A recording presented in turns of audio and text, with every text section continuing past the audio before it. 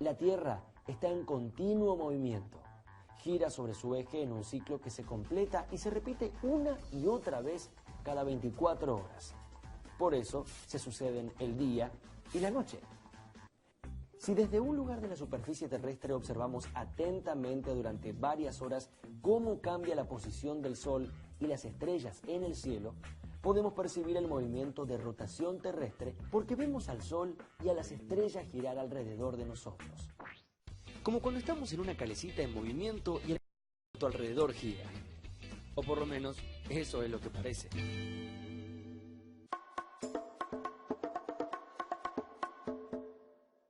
Desde la Tierra, el Sol parece moverse en el cielo a lo largo de un camino con forma de arco circular. Cada día, este camino se modifica un poco. En ciertas épocas del año, se hace cada día más largo y alto, mientras que en otras épocas es bajo y corto, y un día vuelve a empezar. Este movimiento del Sol es el que provoca las estaciones. Pero, ¿cuánto tarda el Sol en trazar el mismo camino en el cielo? Para saberlo, tenemos que ponernos a contar. La respuesta solo la podemos tener observando, registrando el camino del Sol todos los días hasta ver que coincide con el anterior. Hay que ser paciente, porque hasta que esto suceda, van a pasar 365 días, 5 horas y 57 minutos, la duración del ciclo de las estaciones, es decir, un año. Pero la sucesión de los días y las noches no es el único fenómeno cíclico que percibimos desde la superficie terrestre. Desde aquí, el hemisferio sur donde habitamos, vemos repetirse ciertos cambios relacionados con el tiempo climático. Otoño, invierno, primavera y verano llegan y se van, una después de la otra en un sinfín. Ni el frío ni el calor son para siempre y cambian según la posición del Sol.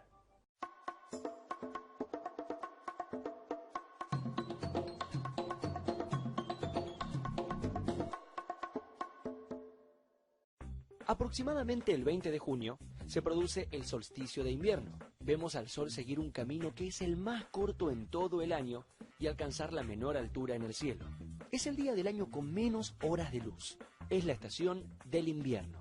A partir de esa fecha, poco a poco veremos al Sol trazar un camino en el cielo cada día más largo y llegar más alto, y cada día tendrá más horas de luz que el anterior.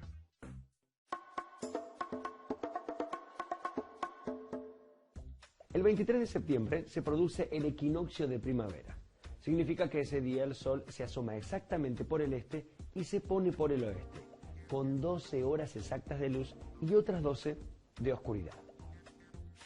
El camino que parece recorrer el Sol en el cielo seguirá alargándose a medida que transcurren los días, hasta que llegue el solsticio de verano, aproximadamente el 21 de diciembre. Ese día, el Sol llega a la máxima altura en el cielo, y es el día con la noche más corta del año, cuando comienza el verano.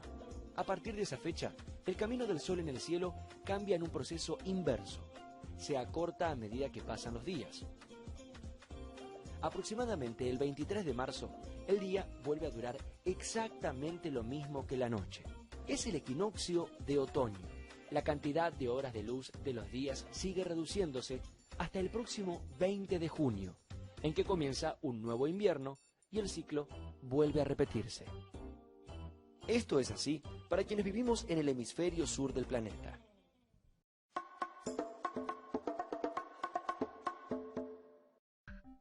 Las personas que viven en el hemisferio norte observan un ciclo similar pero invertido respecto del que vemos desde el hemisferio sur.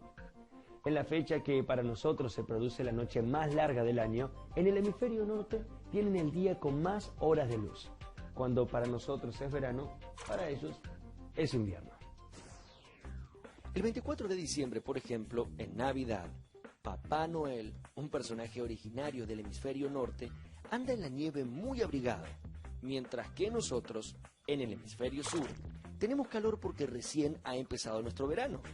Aunque invertidas las estaciones, los solsticios y equinoccios se producen al mismo tiempo en ambos hemisferios y se repiten una y otra vez con regularidad.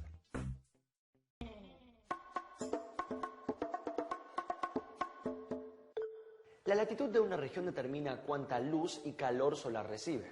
Cuanto menor es la latitud de un lugar, o sea, más cercano al ecuador, más cálido resulta su clima. La cantidad de energía que recibe el suelo de un lugar depende de la inclinación con la que llegan a él los rayos solares. Si lo hacen desde arriba, perpendiculares al suelo, llegan más concentrados que si llegan inclinados. Por eso, las regiones de la Tierra cercanas a los polos reciben menos luz y calor del Sol que las regiones ecuatoriales. Por este motivo, hace frío en los polos y calor en el Ecuador.